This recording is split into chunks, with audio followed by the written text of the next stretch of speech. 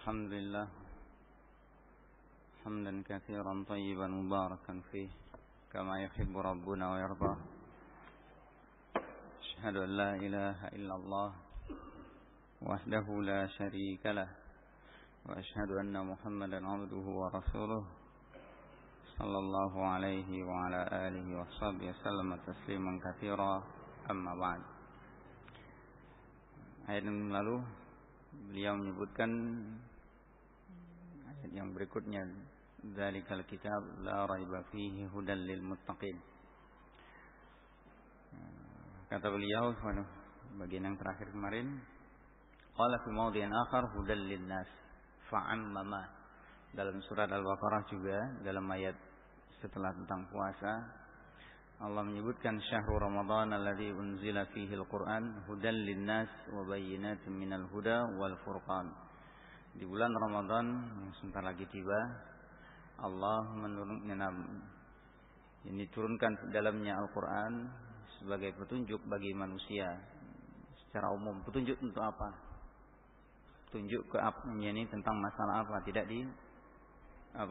disebutkan, dan itu berlaku untuk seluruh umat manusia. Hudan linnas, ini Al-Quran. Tidak peduli ajam ataupun Arabnya, yang bangsawan ataupun rakyat jelatanya, yang fasih bahasa Arabnya ataupun tidak, manusia secara umum. Kemudian kata beliau, wa fi hadzal mawdi', di dalam ayat ini dan juga beberapa ayat yang lain, Allah menyebutkan Al-Qur'an itu hudan lil muttaqin, petunjuk bagi orang-orang yang bertakwa. Karena kata beliau, li'annahu fi nafsihi, yani Al-Qur'an itu sendiri, di dalam Al-Qur'an itu sendiri adalah hudan li jami'il khalq. Al-Quran itu sendiri adalah petunjuk bagi seluruh makhluk. Inna hadzal Qur'ana yahdi lillati hiya aqwam. Bahkan Allah sebutkan dalam ayatnya, sungguhnya Al-Quran ini yahdi lillati hiya aqwam, memberi petunjuk kepada yang lebih lurus, lebih kokoh. Jadi apa yang ditunjukkan oleh Al-Quran itu adalah sesuatu yang lebih bersih, lebih lurus, lebih kuat untuk seluruh manusia. Kata beliau, fal asqiya lam yarfa'u bihi ra'san. Adapun orang-orang yang celaka, mereka tidak akan mengangkat kepalanya menyambut Al-Quran. Walam yaqbalu hudallah, tidak mau menerima petunjuk Allah. Faqamat alaihim bihil hujjah. Maka dengan Al-Quran ini, untuk orang-orang yang seperti ini, yang menolak Al-Quran, telah tegak hujjah atas mereka. Ada alasan Allah menghukum mereka. Ini diingatkan juga sebagian ulama kita. Mujarrad, semata-mata kita mendengarkan nasihat, mendengarkan khutbah, kita paham, kemudian sampai kita dan itu kita mengerti, telah tegak hujjah atas diri kita, bahwa Allah punya alasan kalau kita tidak melaksanakan, tidak menjalankan apa yang disebutkan di dalam nasihat tersebut, khutbah tersebut, muhadarah tersebut. Allah punya alasan untuk menghukum kita. Ana yang ingat itu dari kalamnya Syekh bin Baz rahimahullah. Nah, walam yantafi'u bihi li syaqaihim, dan mereka tidak bisa memanfaatkan Al-Quran tersebut, tidak mampu mengambil manfaat dari Al-Quran itu karena kehinaan mereka. Nah, tertutupnya hati mereka karena kotoran-kotoran maksiat dan dosa yang mereka lakukan, kekufuran dan seterusnya, sehingga tidak masuk cahaya Al-Quran itu ke dalam hati mereka. Wa ammal muttaqun, adapun orang-orang yang bertakwa, alladzina atau bisabab al-akbar li husuli hidayati wa huwa taqwa. Orang bertakwa adalah orang-orang yang menjalankan sebab yang paling besar untuk mendapatkan hidayah, yaitu dengan takwa Allah. Allati haqiqatuha ittikhadu ma yaqiya sukhtallahi wa 'adzabahu bimtithali awamirihi wajtinab nawahi. Yang artinya takwa itu adalah mengambil sesuatu yang bisa melindungi pemiliknya dari murka dan adab Allah dengan menjalankan perintah dan menjauhi larangan. Fahtadu bihi, maka merekalah yang mendapatkan petunjuk dengan Al-Quran. Wantafa'u ghayatal intifa', merekalah yang mampu memetik manfaat dari Al-Quran itu dengan seluas-luasnya, sedalam-dalamnya. Qala Allah Ta'ala, ya ayyuhalladzina amanu in tattaqullaha yaj'al lakum furqana. Hai orang-orang yang beriman, kalau kamu bertakwa kepada Allah, niscaya Allah jadikan untuk kamu furqan. Yang dikatakan oleh mereka furqan ini ilmu, basirah, yang dengan itu mereka yumayyiz atau yufassil bainal haqqi wal batil. Mereka memisahkan antara yang hak dan yang batil. Mereka pisahkan, mereka singkirkan, tahu mereka mana-mana yang syubhat, mana-mana yang wadih, jelas kebenarannya. Fal muttaqun humul muntafi'una bil ayat al-Qur'aniyah wal ayat al-kauniyah. Jadi orang-orang yang bertakwalah yang mereka itu mampu memanfaatkan ayat-ayat Al-Quran dan ayat-ayat kauniyah. Ayat-ayat kauniyah yang ada di sekitarnya mereka mampu mengambil ibrah, mengambil pelajaran. Maksud kenapa terjadi bencana, kenapa Allah menciptakan sedemikian rupa matahari terbit di timur, terbenam di barat, dan seterusnya. Qala Syekh rahimahullah, qala wa li annahil hidayata naw'an, juga karena hidayah itu ada dua jenis. Masih terkait dengan pembahasan ayat yang kedua itu. Kenapa dalam satu sisi Allah menyebutkan, di dalam ayat ini Allah menyebutkan Al-Quran ini adalah hudan lil muttaqin. Dalam ayat surah Al-Baqarah Madaniyah juga turun setelah hijrah, Allah mengatakan Al-Quran ini hudan linnas. Sepertinya ada pertentangan, tanaqud, abadan, tidak akan mungkin. Karena Allah mengatakan walau kana min indi ghairillahi lawajadu fihi ikhtilafan katsira. Kalau itu dari Allah, dari selain Allah, kalau itu dari selain Allah, kalau Al-Quran ini datang turun dari selain Allah, pasti akan terjadi benturan, pertentangan. Kita kagumi misalnya, sebagai contoh, kita kagumi Al-Hafidz Ibnu Hajar Al-Asqalani rahimahullah dengan Fathul Barinya. Yang Fathul Bari itu beliau tulis, beliau rangkum dari sekitar 1200 kitab, 1200 judul kitab. Itu menguraikan tentang syarah Sahih Bukhari dengan nama judul Fathul Bari. Nah, itu ternyata juga beberapa di antara itu banyak mendapatkan kritikan, lebih-lebih dalam masalah asma wa sifat. Beliau terapkan memang, dia berpegang dengan kaidah Ahlus Sunnah, tapi di satu sisi, di satu tempat beliau terapkan tapi dengan takwil, nanti di tempat yang lain coba menerapkan lagi benturan. Sehingga sebagian ulama mutaakhirin meluruskan, kemudian ditunjukkan kepada Syekh bin Baz hal-hal yang keliru yang ditulis oleh Hafidz Ibnu Hajar Al-Asqalani rahimahullah.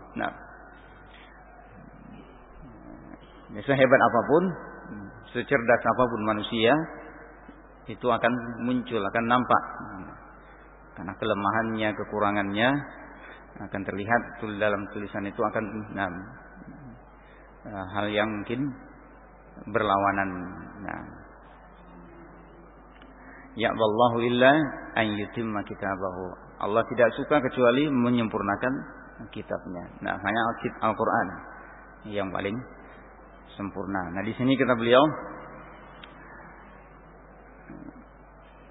al-hidayah naw'an, hidayatul bayan wa hidayatul taufiq. Hidayatul bayan wal irsyad.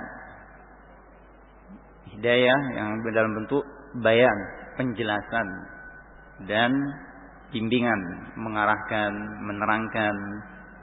Ini hidayatul bayan. Ini berlaku siapa saja, tidak hanya khusus Nabi sallallahu alaihi wasallam yang berperan innaka latahdi ila siratal mustaqim. Wa hidayatut taufiq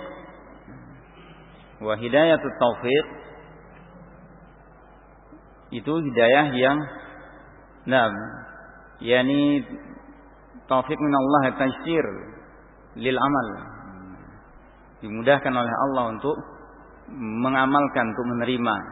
Nah, ini taufik dari Allah Subhanahu wa taala. Mungkin dia dengan kecerdasannya, apalagi di zaman itu mereka adalah orang-orang yang fasih, mengerti.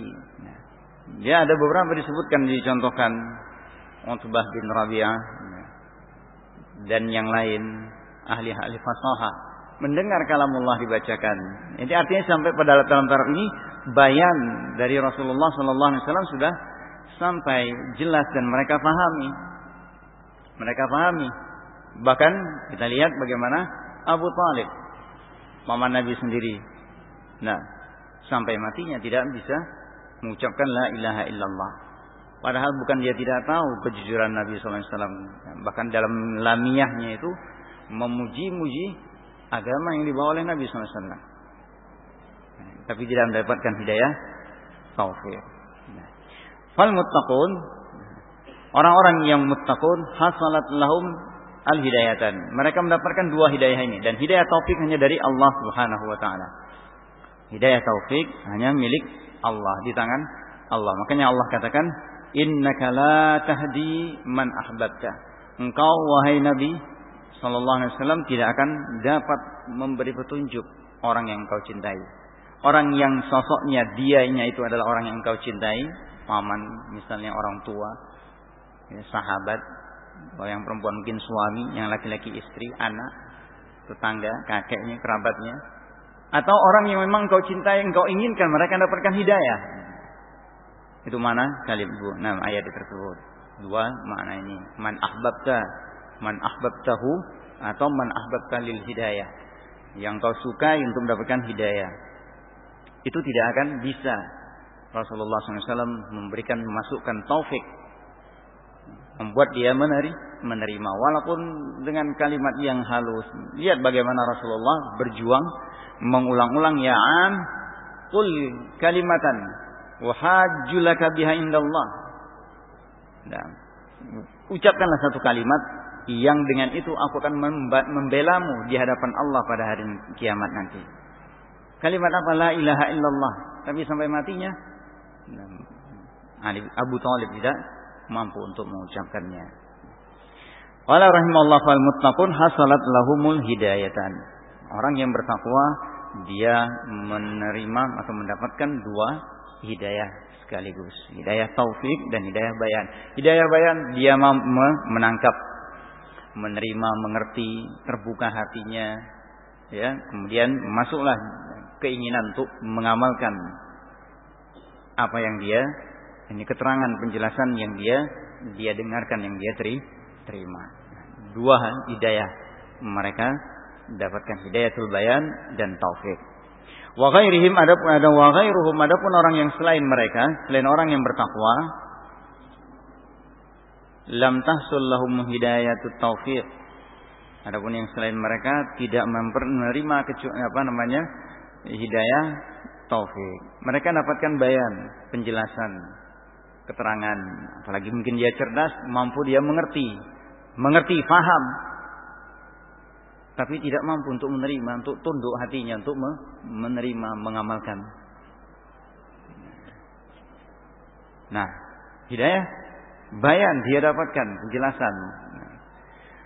Adapun taufik untuk dia kemudian mengamalkan, untuk dia tunduk menerima, itu dia tidak memperolehnya. Wa hidayatul bayan biduni taufiq lil amal biha laysat hidayatan haqiqatan at-tammah.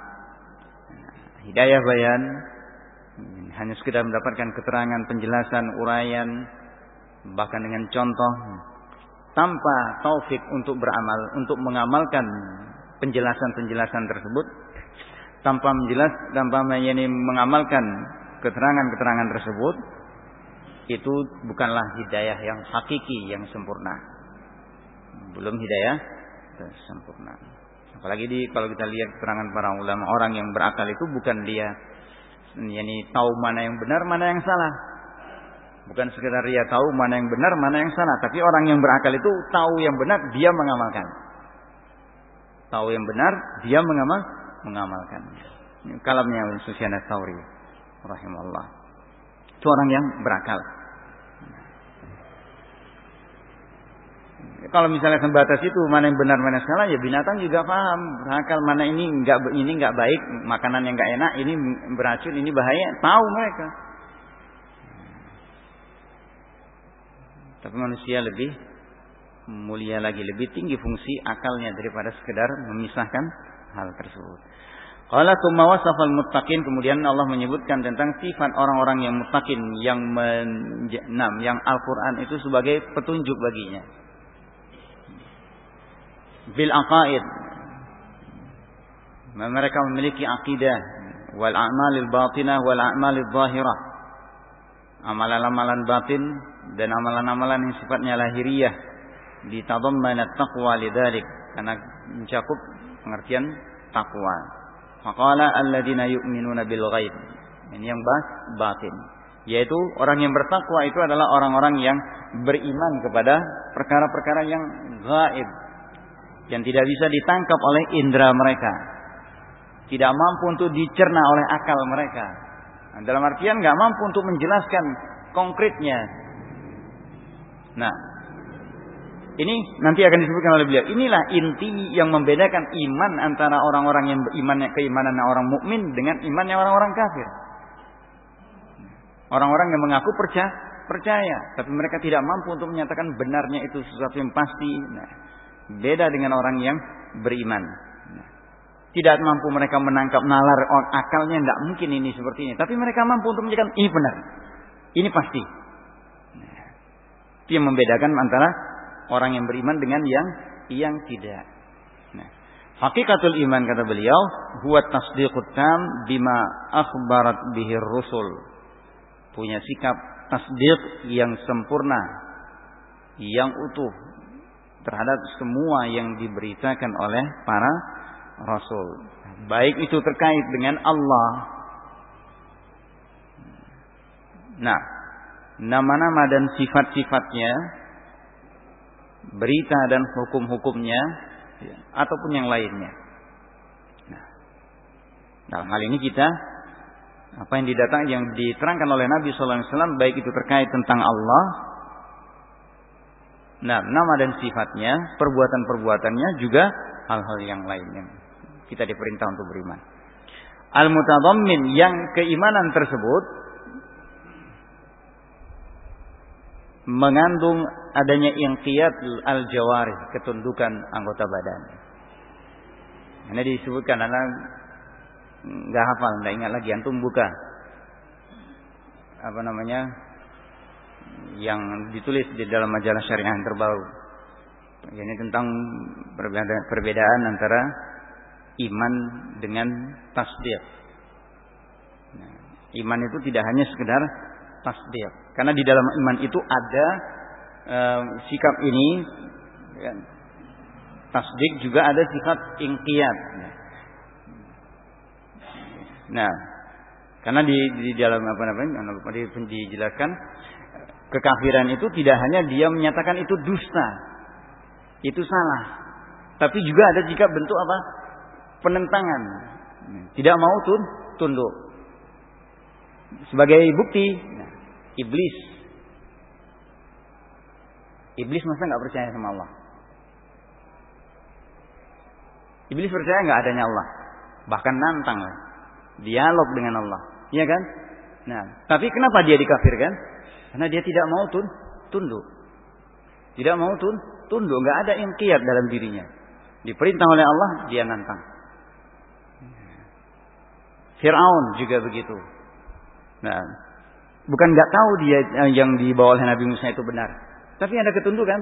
Tidak, makanya disebutkan bahwa iman itu tidak sekedar tasdik. Nah, iqrar ma tasdik, itu diterangkan oleh para ulama. Nah, ya intinya yang disebutkan oleh beliau di sini, al-mutadammin liinqiyadil jawarih, yang mengandung adanya sikap tunduk, anggota badan itu tunduk. Walaysa sya'nu fil iman bil asya' al musyahadah bil his. Dan urusannya iman itu bukan dia percaya kepada sesuatu yang ditangkap oleh indera. Al-his, bukan sesuatu yang bisa teraba, terasa, terlihat, tercium, terdengar. Fa innahu, karena kalau seperti itu keimanan, la yatamayyazu bihal muslimu minal kafir. Enggak bisa dibedakan antara yang muslim mana yang kafir. Karena orang kafir juga akan seperti itu. Kalau iman itu artinya sesuatu yang masuk akal. Ya, kalau keluar akal, enggak ternalar, tapi dia kalau enggak bisa dinalar oleh akal, dia enggak bisa menerima. Ya. Nah, innamas sya'nu fil iman bil ghaib. Ya, urusan keimanan itu tidak lain dalam timbangannya apa? Bagaimana sikapnya terhadap perkara yang ghaib, alladzi lam narah wa lam nusyahid, yang kita tidak bisa melihat dan tidak bisa menyaksikannya, tidak bisa tertangkap oleh indera kita, tidak bisa juga ternalar oleh akal. Artinya ya kan ada banyak hal-hal yang tertentu yang mungkin, kenapa kok Allah bisa menakdirkan seperti ini? Kenapa kok alam ini demikian? Terusnya banyak pertanyaan-pertanyaan yang sampaikan kadang-kadang itu bukan lagi, tidak bermain di situ akal manusia, tapi imannya tidak akan sanggup untuk sampai melebihi batas. Di situ namanya ini bermain iman seseorang, ya yakini itu benar atau tidak. Qala innamas sya'nu fil iman bil ghaib alladzi lam narahu wa lam nushahiduh wa innama nu'minu bihi li khabarillahi wa khabari rasulih. Dan kita mempercayainya, mengakui itu benar, dan kita tunduk kepadanya karena itu berita dari Allah dan Rasulnya, diterangkan oleh Allah dan Rasulnya. Nah, cuma ketika mereka tidak beriman kepada Allah dan tidak ada ta'zim kepada Allah dan Rasulnya, semua yang datang dari Allah dan Rasulnya sulit untuk diterima. Mereka yang dari punya keyakinan liberalisme, pluralisme dan isme-isme yang lainnya, itu sulit untuk menerima yang seperti ini. Nah, kalau mereka punya iman kepada Allah dan Rasulnya, punya ketundukan, mengakui keagungan dan kebesaran Allah, kesempurnaan Allah dengan semua nama dan sifat-sifatnya, tidak akan muncul. Diterangkan oleh beliau dalam, mungkin antum masih ingat, risalah latifah, tambihatul latifah, tentang ta'liq tentang mukhtasar tentang akidah wasithiyah. Beliau menyebutkan bahwa satu kalam, suatu perkataan itu bisa artinya tidak memberikan kepuasan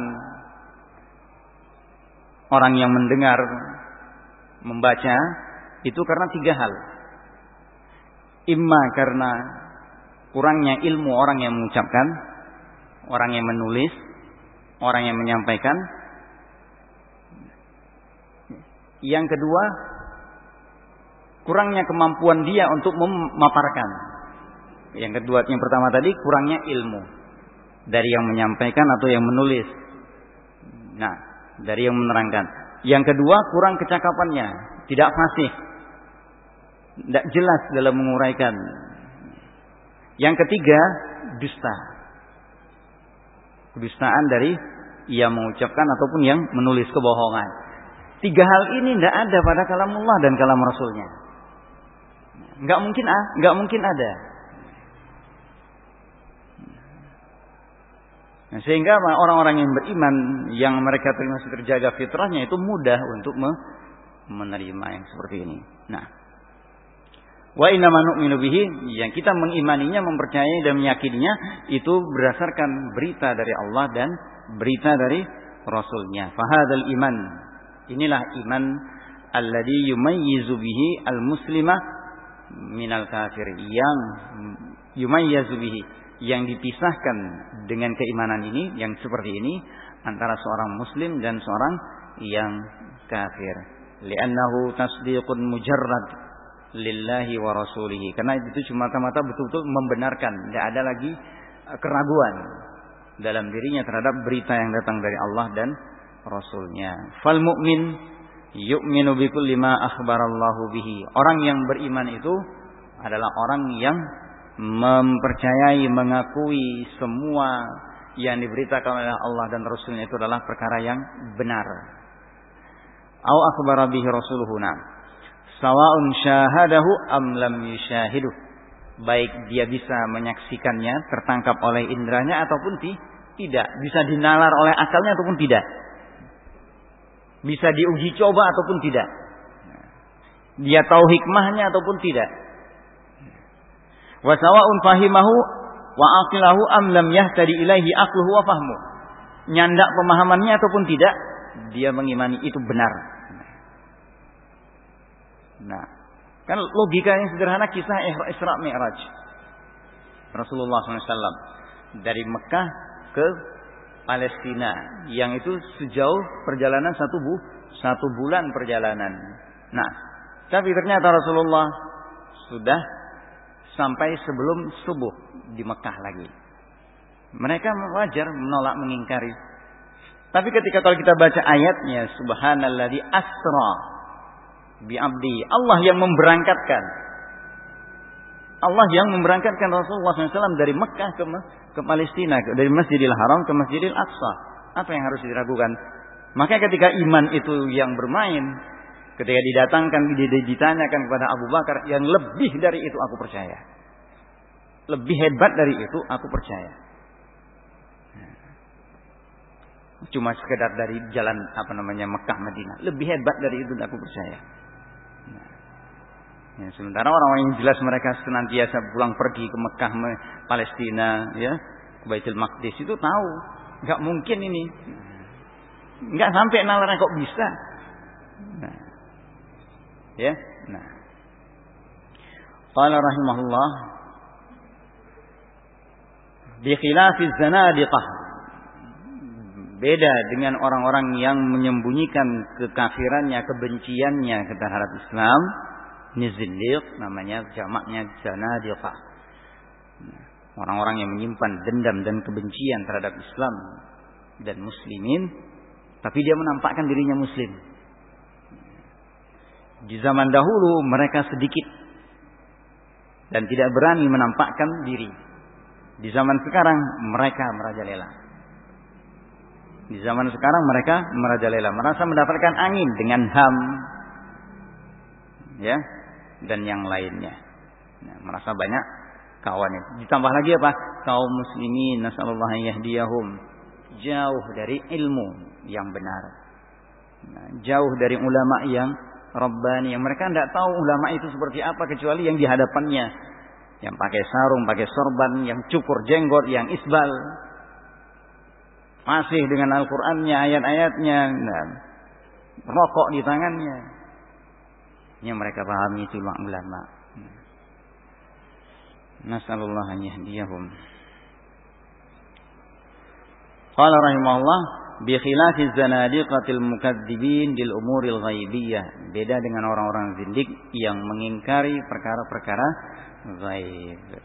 Nah, li'anna uqulahum qasirah. Nah, sesungguhnya akal mereka itu yang terbatas, tapi mereka enggak mau menyadari. Ini yang susahnya. Sombong. Tidak sadar bahwa diri mereka adalah manusia terbatas dan mereka memaksakan diri untuk menganggap dirinya hebat. Merasa dirinya belajar filsafat ini itu ke luar negeri, belajar ke Amerika, belajar ke Kanada, belajar ke Inggris, ke Jerman, Belanda. Belajar agama dari orang-orang Yahudi, orang-orang kafir.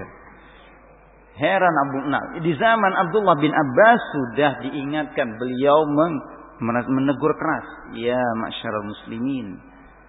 Kenapa kok kalian bertanya, belajar agama atau bertanya kepada orang-orang kafir, orang-orang Yahudi tentang agama kalian, sementara mereka tidak pernah tanya kepada kalian tentang agama? Orang Yahudi nggak pernah mau tanya Islam tentang agama kepada kalian, tapi kalian kok kenapa tanya kepada mereka, belajar kepada orang-orang seperti ini? Aneh, itu sudah terjadi di zaman itu. Di zaman sekarang lebih banyak lagi. Nah, orang-orang zindik ini, orang-orang yang mendustakan perkara-perkara gaib ini, akal mereka sebetulnya lemah, kurang, muksirah, lam tahtadi ilaiha, sama sekali tidak bisa membawa mereka kepada petunjuk. Fakadzabu bima lam yuhitu bi ilmih. Lalu mereka mendustakan sesuatu yang tidak bisa mereka tangkap. Belum sampai ilmu mereka ke sana. Ya wajar. Karena ilmu mereka belum sampai ke sana. Dan susahnya, yang kasihannya mereka menutup diri. Tidak sadar kalau mereka itu kekurangan ilmu. Nah, apa yang mereka andalkan, mereka kagumi. Misalnya mereka banggakan kemampuan mereka menelusuri antariksa. Hal-hal yang ada di dalam laut. Nah, seberapa banyak yang mereka bisa keluarkan. Mereka bisa eksplorasi, bisa mereka uraikan. Yang padahal mereka juga masih menyadari yang lebih dari itu masih yang tersembunyi masih banyak. Kenapa tidak mau menyerah? Apalagi dalam urusan din, urusan Allah Subhanahu wa taala. Akhirnya fasadat uquluhum, rusak akal mereka. Wa marajat ahlamuhum, campur aduk pemikiran-pemikiran mereka. Wa zakat uqulul mu'minina al-musaddiqina al-muhtadina bi hudallah.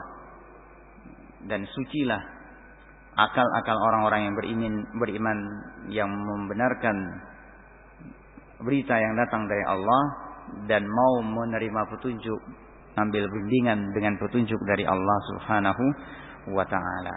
Nah, ini bedanya ya antara keimanan orang-orang yang mereka itu punya makna, punya kata iman ya, dengan orang-orang yang hanya sekedar atau dan orang-orang yang betul punya mengerti tentang hakikat iman tersebut.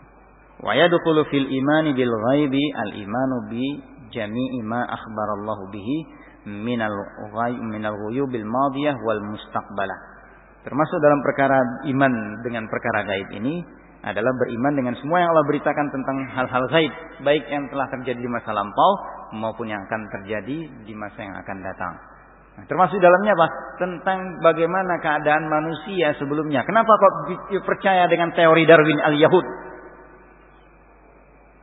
Siapa dia dia lebih tahu tentang apa yang terjadi sebelum dia lahir? Nah, ia menguraikan tentang penciptaan apa? Ciptaan istilahnya sesuatu yang ratusan bahkan ratusan tahun yang belum pernah dia. Tidak ada mesin waktu ketika itu, yang itu murni hanya bisa diketahui dengan wahyu. Allah memberitakan tentang manusia. Nah, tahu-tahu datang makhluk yang Dajjal satu ini, lalu kemudian jadi, subhanallah. Banyak dari kalangan orang-orang yang qasir akalnya begitu bangganya dengan teori ini. Tapi memang itu trik orang-orang Yahud. Nah, kalau mau kita katakan kalianlah sesungguhnya yang ikhwanul qiradah wal khanazir, kata Rasulullah SAW ketika mengepung mereka di Khaybar. Qala wa ahwalul akhirah. Kemudian keadaan-keadaan di akhirat. Nah, itu enggak mungkin masuk akal. Enggak mungkin bisa masuk, misalnya seperti matahari yang diletakkan dekat dengan kepala ubun-ubun manusia, di atas manusia satu mil jaraknya. Kalau hitungan kita 1 mil itu 1000 atau berapa, 1 kilometer lebih. Nah, berapa ratus kilometer itu satu mil itu. Nah, enggak sampai 2 kilo ya. Subhanallah, itu dekatnya. Nah, matahari yang luasnya, yang besarnya seperti itu didekatkan 1 mil di atas kepala manusia. Banjir keringat, nanti ada kemudian sirat dan hal-hal yang lainnya. Termasuk dalam ahwalul akhirat ini juga nanti bagian muncul tanda-tanda kiamat, kemudian alam barzakh. Wa haqa'iqu awsafillahi wa kaifiyatiha. Kemudian hakikat sifat-sifat Allah dan kaifiyatnya. Yang ini enggak mungkin ada yang mengetahui. Ya, karena kaifiat satu sifat itu bisa diketahui melalui tiga jalan. Pertama, melihat sendiri bendanya. Yang kedua, melihat tiruannya yang serupa dengannya. Yang ketiga, berita dari orang yang jujur tentang benda tersebut, zat tersebut, tentang sifat-sifatnya. Nah, yang dua ini jelas tidak ada. Enggak mungkin ada yang bisa melihat Allah di dunia. Kemudian yang kedua, enggak ada tiruannya. Allah itu laisa lahu tandid, la ilaha illallah, lam yakun lahu kufuwan ahad, wa lam laisa kamitslihi syai'. Tidak ada yang serupa, tidak ada yang sama, tidak ada yang bisa menyerupai Allah, meniru Allah. Nah, tidak ada yang standing, tidak ada yang setara. Ini Allah Subhanahu wa taala. Bagaimana kita mau bisa tahu? Nah, tentang kaifiyat sifat Allah, zatnya. Tinggal berita dari Rasulullah sallallahu alaihi wasallam, shadiqul masduq, orang yang paling jujur menerangkan tentang Allah. Pernah Rasulullah menerangkan tentang bahwa Allah turun seperti ini, Allah punya tangan seperti ini tangannya, Allah punya telinga pendengaran seperti ini pendengarannya, Allah punya ini menggenggam seperti ini menggenggamnya, jari-jarinya, tumitnya, kakinya, betisnya, wajahnya, tidak ada. Nah, perkara yang gaib. Nah, tinggal kita menerima, makanya dikatakan para ilmuwan. Nah, kewajiban kita adalah hal-hal seperti ini adalah menerimanya, tunduk kepada kebenarannya. Wa ma akhbarat bihi ar-rasul min dzalik, dan apa yang diberitakan oleh para rasul tentang hal itu. Fayu'minuna bi sifatillahi wa wujudiha. Mereka beriman dengan sifat-sifat Allah dan wujud sifat-sifat tersebut ada memang. Nah, Allah mengatakan dia punya wajah memang. Nah, Allah mengatakan bahwa dia ini datang memang. Rasulullah mengatakan Allah Subhanahu wa taala turun ke langit dunia memang. Tapi laisa kamitslihi syai'. Turun yang tidak sama dengan turunnya makhluk. Tangan yang tidak sama dengan tangannya makhluk. Nah, dan seterusnya. Wa yatayaqqanunaha, dan mereka meyakininya. Wa illam yafhamu kaifiyataha, walaupun tidak paham gimananya. Dan subhanallah, ayat-ayat ini turun kepada orang-orang yang betul-betul bersih hatinya, fitrahnya, akalnya. Tidak ada terbetik mungkin dalam pikiran mereka tentang bahwa ketika dibacakan sifat-sifat tersebut mereka membayangkan sifat Allah. Nah, ya, bahkan menanyakannya kepada Rasulullah. Kenapa? Karena mereka paham makna tersebut, nggak perlu ditanyakan lagi. Dan juga ayat-ayat berita tentang mereka menunjukkan bahwa mereka tidak pernah menanyakan kepada Rasulullah kaifiyatnya, untuk walaupun misalnya maknanya untuk mempertegas. Nah, karena mereka tahu bahwa Allah itu tidak sama dengan makhluknya, tidak sama dengan makhluknya. Nah, tsumma qala wa yuqimuna shalah, dan sifat orang yang bertakwa itu setelah mereka beriman kepada yang perkara yang gaib, mereka itu mendirikan salat.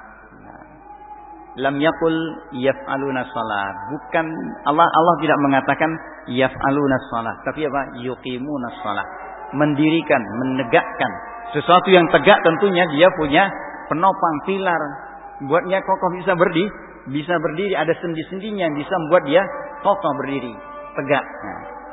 Au ya'tuna bis-shalah, tidak pula Allah mengatakan ya'tuna bis-shalah, menunaikan. Li'annahu la yakfi fiha mujarradul ityan bi suratiha adh-dhahirah, karena tidak cukup hanya sekedar menjalankannya secara dalam bentuk lahiriah. Ada takbir, ada membaca, kemudian ruku, sujud. Nah, i'tidal, sujud, kemudian duduk antara dua sujud, lalu sujud lagi, bangkit berdiri, tahiyat, salam, bukan sekadar itu. Fa iqamatus shalah iqamatuha dhahiran wa batinan bi itmami arkaniha wa wajibatiha wa syurutiha.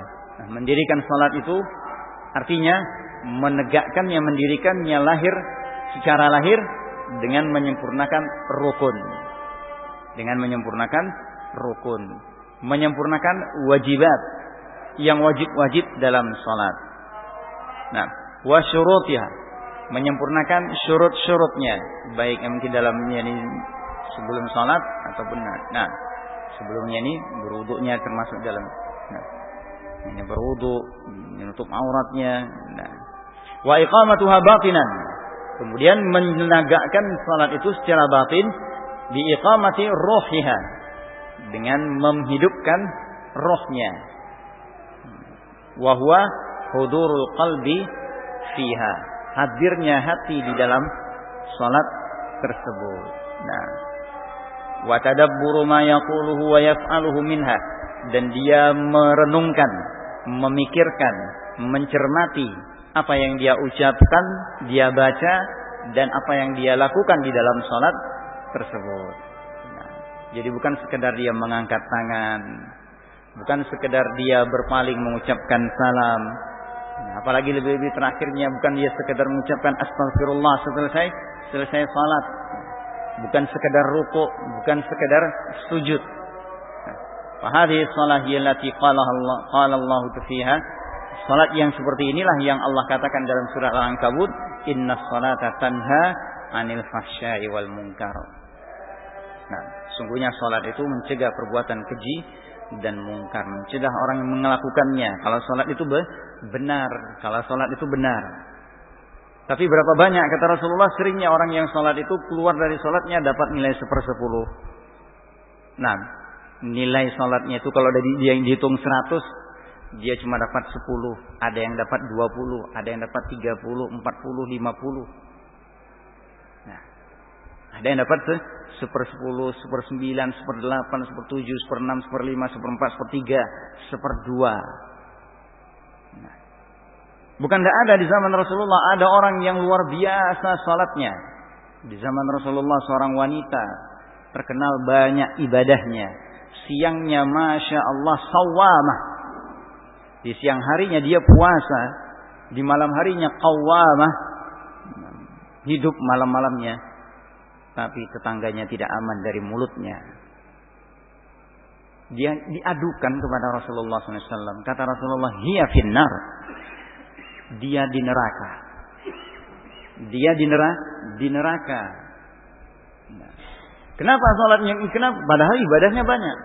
Tapi itu tidak, ibadahnya tidak dengan kehadiran hatinya. Nah, hatinya tidak hadir dalam ketika dia salat, ketika dia melakukan puasa.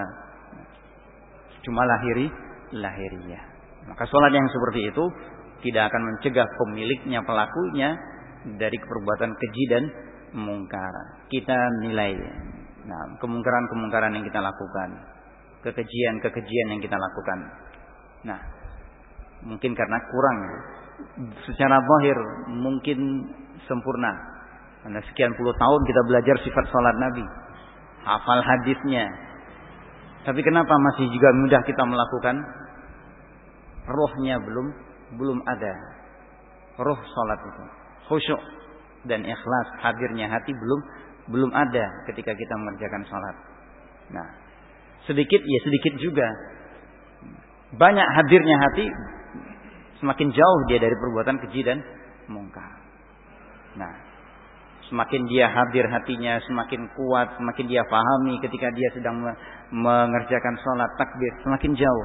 Tapi semakin tipis, rohnya tidak ada, hadir hatinya tidak ada, kemudian apalagi tambah lagi zahir, walaupun zahirnya Masya Allah berjamaah. Nah, ya seperti itu. Kalau kita mau lihat lagi kenyataan, lihat bagaimana orang-orang munafik. Nah, orang-orang munafik Allah katakan fid darkil asfali minan nar. Yukhadi'una Allah wa huwa khadi'uhum wa idza qamu ila sholati qamu kusala. Kalau mereka bangkit mau mengerjakan salat berat. Nah, berat, malas. Makanya diingatkan oleh murid beliau Syekh Muhammad bin Shalih Al-Utsaimin, ya. Hati-hati kalau ini ada yang seperti ini dalam diri kita, itu berarti ada nifak. Bukan nifak kecil itu. Itu bukan nifak kecil. Nifak akbar yang membuat pelakunya itu terbenam dalam neraka paling dasar. Idza qamu ila shalah qamu kusala. Bukan nifak. Kalau nifak kecil orang biasa misalnya guyon, ngobrol, omongannya dusta, dikasih kepercayaan, khianat, itu khisal, itu masih artinya nifak kecil, amaliyah, ya, amaliyah. Kalau udah bertengkar, bertikai dengan lawannya, jadi jahat mulutnya, kejam, ya, bicara dusta, janji ingkar terus. Nah, itu khisal, perbuatan orang munafik. Tapi belum tentu dia munafik, yang artinya berada di bawah neraka yang paling dasar. Tapi ketika ada yang seperti ini, itu hati-hati. Adanya ini rasa berat, untuk mengerjakan sholat, malas mau sholat itu. Nah, hati-hati. Nah, itu artinya kita kenapa ini? Ya, bisa jadi memang kan ini dari akibat dosa. Nah, bisa jadi naudzubillah karena nifaq. Nah, itu yang harus artinya diperhitungkan hal-hal yang seperti itu. Apalagi kalau sampai membaca syariat-syariat Allah, melihat ini berat, sesak, enggak senang. Nah, itu lagi juga termasuk di antara sifat-sifat nifaq akbar. Nah, qala rahimahullah wa hiya allati yatarattabu 'alaiha thawab. Nah, salat yang seperti inilah yang membuahkan pahala. Fala thawaba lil insani min salatihi illa ma aqila minha. Tidak ada pahala bagi seseorang dari salatnya kecuali yang dia pahami. Makanya ada yang 1/10, 1/9, 1/8, 1/7, 1/6, 1/5, 1/4, 1/3, 1/2. Mana yang paling besar? 1/2 ya. Nah, separuh itu masih subhanallah. Wa yadkhulu fi sholati faraiduha wa nawafiluha. Nah, termasuk dalam salat ini semua. Nah, bahkan yang nawafil itu pelengkap. Punya kesempatan untuk mengerjakan salat sunnah, kerjakanlah. Salat sunnah selesai wudu. Nah, yang di ma'had misalnya juga mungkin tahiyatul masjid. Tidak masalah dia kalau dia memang niatnya tahiyatul masjid, kapan saja dia masuk silakan. Nah, ini salat zatu asbab namanya, zawatu asbab. Sebagian dapat ya, kalau dia misalnya masuk setelah subuh wudu, kemudian dia salat tahiyatul masjid atau setelah asar. Nah, ya.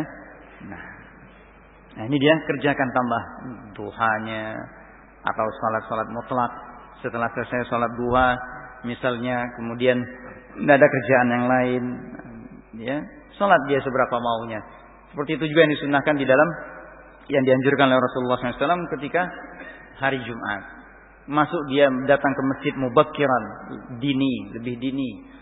Nah, senilai dia dengan apa? Seperti orang yang berkorban unta.